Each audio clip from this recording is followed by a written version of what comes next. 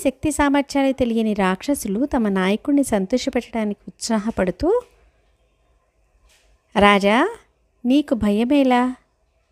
నీ శత్రువులందరినీ ఒక్క చేతితో పరాజితం చేయగలిగినంత సమర్థుడవు నీవు. అలనాడు కుబేరుని జయించి అతడి నుండి లంకను స్వాధీనం చేసుకున్న విషయం గుర్తు తెచ్చుకో.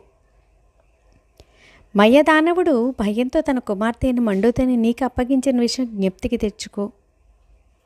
నీవసలు ఆంధ్రులను చెందడం ఎందుకు? నీవు హాయిగా విశ్రాంతి తీసుకో. రాముడు వానరులందరూ సముద్రమును దాటకముందే నీ కుమారుడైన ఇంద్రజిత్తు వారందరినీ సర్వనాశనం చేస్తాడు.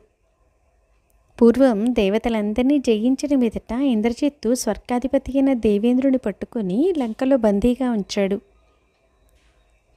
బ్రహ్మదేవుడు అభ్యర్థించినందువలననే ఇంద్రుణ్ణి విముక్తం చేసి స్వర్గాధిపత్యాన్ని తిరిగి